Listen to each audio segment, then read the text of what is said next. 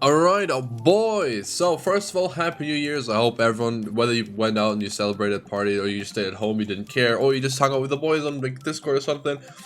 Hopefully your new year is going to be fantastic. Same for Grand Cross. Hopefully Grand Cross has some good banger updates planned. I think so far, I know I'm the very big minority because I like to use my brain, but I think so far New Year's for Grand Cross has been off to a very good start. But let's talk about some stuff. There's not a should you summon because I assume everyone is not stupid and you will summon. And if you don't, then well, maybe I can still persuade you, I guess, in this video. But should you summon? Yes. Okay. Now, before you summon, there's some things I want to like cover. Just something that when you summon or as you're summoning, you can keep in mind, or after you're done when you're getting the Meli up and everything. There's some tips, right? So, Meli is the best unit in the game for everything. PvP, PvE, Demonic Beast Battle, the new Demon King, Heroes Arena. Oh my god, he's gonna be so broken in Heroes Arena.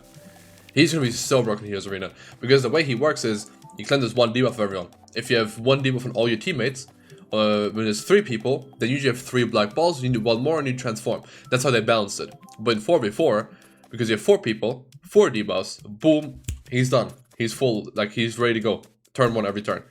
So that's gonna be very interesting.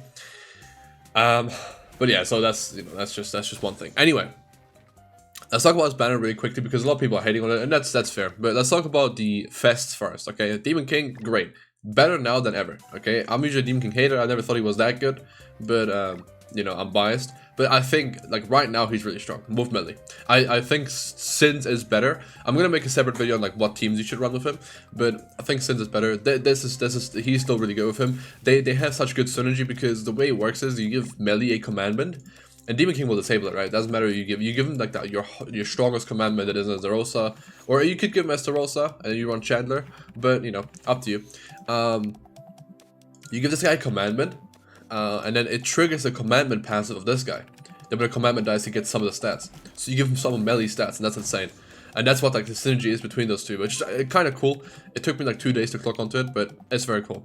And also, you can run a Red Zelda stream with him as a commandment, right? This guy is just so broken and so good, and there's nothing that's like cringe. You don't have to do you don't have to, you know, play around this and this, or like wait 2 turns or something. Like he's just strong, and then he just gets stronger. Like it's so nice.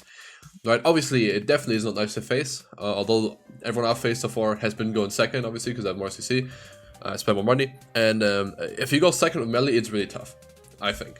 I've had some matches where I got second, I was fine, but for the most part, I think it's pretty tough if you go second, because a Meli that knows what he's doing will just kill your Meli turn 1. Anyway, Park Meli is probably still good. He's still good, he's still gonna have his uses. I feel like this guy is replacing literally every Meli in every content, but it doesn't make him bad. Like he is still strong. They're somewhat similar, right? Single target AoE, 50% attack rate stats. It just triggers differently, and obviously this guy just has a bit more damage than this kid in general. But this guy will still cook. Like if you want to cook with this guy, let's say you start playing this year or last year and you took a break, you never got this guy, and you get him now, you can get him up, you can still cook with him, okay? Estarossa is good, demons, right? This guy will never age. He does age, but he's still fun. This list sucks ass. I had no. Well, she's good for Heroes Arena because she heals you. Diane is very strong. It's one of my favorite characters to run with this new Meli. One of my favorite characters. And this Merlin, if you can beat a Nidhogg and you can get her relic, which you can definitely just do phase 1 over and over again for weeks, and you have her relic anyway. She cooks. Like that relic is nice. It's absurd because she has so high, like her CC is so high. Giving her the holy relic is crazy. Like no team has higher CC than the Sins team now. Goddess team sucks ass. I'm just gonna say how it is, bro. It sucks ass. It always has. It always has. And now I like to be reaffirmed that I'm always right. Now the rest of the banner you get at level 100, which I think baseline is nice, but it's not the greatest selection of characters, obviously, right? Like especially if we compare it to the last fest banner, we compared to Liz, who we voted all the good characters on. It's not the creme de la crop, you know, it's not the best. This guy is okay for gold farming. She's good. Most people have her 90, so that's you know, that's good that you get 100, I guess, for free. Saves you 12 pendants. Same with Megala, usually 90 unit. Then these 3 you'll have 100 if you have them. If you don't have them, then there you go. Right? Summer Diane, same thing. Level 90 unit usually. People don't get her up because you don't need to. And now you get it 100, I guess. And if you didn't have her in your polar, boom, she's ready to go immediately. You can clear OG Demon with your eyes closed. This guy is good. This guy is so underrated. I like running this guy over Demon King a lot of times because of what he provides, right? If it's not just strictly for winning, and I just want to like have one unit look good, or I want to have a more like coherent team, right? Where I don't have to like play around this cringe that is Demon King and have to be like, okay, this guy is useless for 2 turns. Then I actually really like running this guy. Thorn, same thing. Most people level 90. They'll get her to 100. If you didn't have her, you pull it now. Hey, there you go. Skull and Hardy relics for free. This guy and this guy are good, and Kusak's obviously better. I think this guy is like sort of slept on. I would never run him, but he is slept on. And then this guy is obviously really good to have if you didn't have him. Dupes are good on him. He's demon backline, which demons are now better than ever. And then she's useless, but you'd get it at level 100, which will give you a bit of box CC, a bit of GP, you know, everything. That's nice. And then she's good. She's good. She's good. She's a good unit. She hasn't found her spot yet in Grand Cross. But that's the banner, okay? Now let's not talk about the banner. Let's talk about some other stuff. Meli, when he drops, you'll be like, oh my god, this game is dying because he needs 10 UR pendants. And in 2 months from now, they're gonna ask me for 10 UR pendants again. And then in 3 months or 4 months, even 3 months, well actually for almost 4 months, they're gonna ask me for 10 UR pendants again. I'm going to like this. I can't. This is too much to ask in the span of 6 months. But I'm here to save you. So first of all, I assume this is gonna be a recurrent thing because they had it on Liz. Now they have it on Meli. Even if they only have it on Fest, it's fire because it's something we never had before.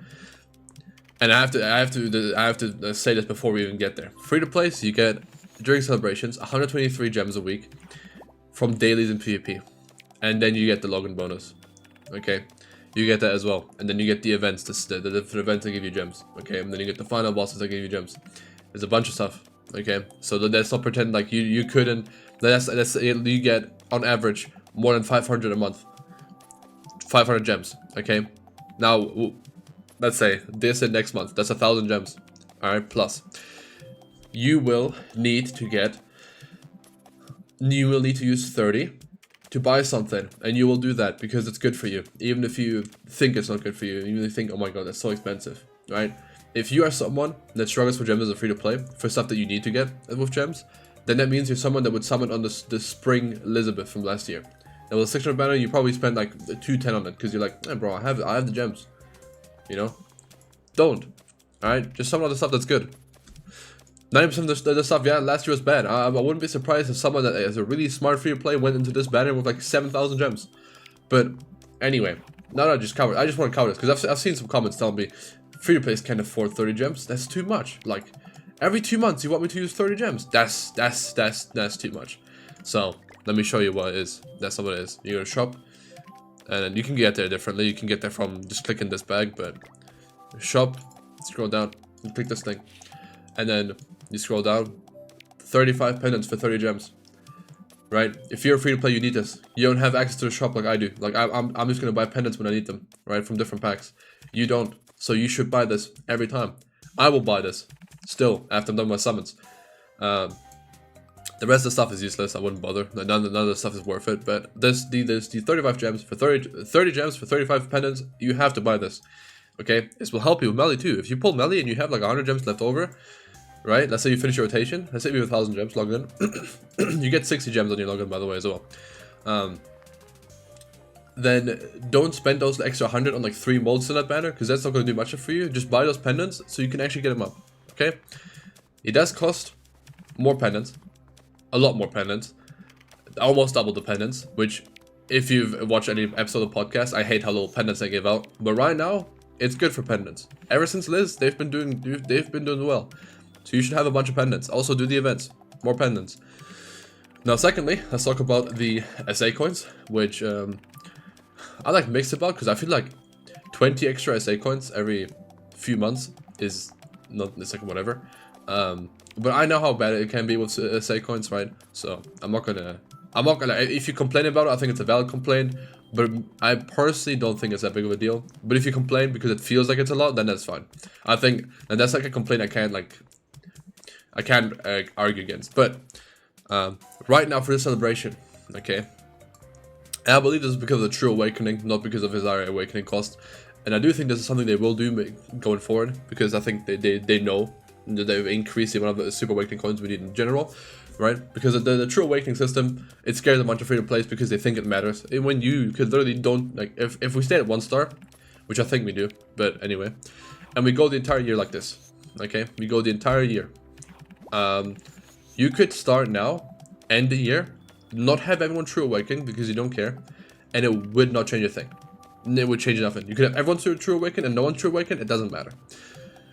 So, anyway, when you log in for your SA coins, okay, on the 7th day, you will get 100 SA coins, and then you get 200 extra over the course of the celebration. On the 7th day, you get 100, right? So if you're short some like SA coins and everything, don't start like ripping your SSR coins and your SR coins and you ruin your entire, like, you know, your entire savings when it comes to coins. But instead, just wait until the 7th day, okay? If you really can't wait, go ahead. But if you're close to something and you're like, you know, I don't really need to use the Meli right now, then there you go, okay? Or maybe it takes you longer to pull them, right? Maybe you're waiting for the daily gems and everything to pull them because you don't have many saved up because you went like all in on this. Then you can still, like, you know, then on the 7th day, by the time you maybe pull them, you'll have those coins, okay? Just keep that in mind. It is very nice. And as for gear, I'm probably gonna make a separate video on this, just to have an excuse to make another PvP video with him. But as for gear, honestly, it doesn't matter. What matters is that you go first, okay? So if you can build your team, because you know what enemies you face, right? And you'll be like, okay, when I play, enemies always have 386 KCC, and I don't CC them. Then maybe change your gear from attack to HP. It's Meliodas. I assume you have both sets ready. Okay? I assume you have an HP and an attack set for Meliodas. Right? I think 99% of people do. So just play around with it. Right? Just make sure you go first. Attack obviously does more damage, but going first wins you games. So you do whichever gets you the win, which is going first. So if you have enough CC to go first while having him on attack, and the rest in HP, then do that. If you don't, then maybe switch him to HP. If you still don't, then maybe run dodge feed or something. I honestly don't know what I would do if I had to go second with him and I didn't have a choice. I might make that video. It's like Meli, but I have to go second.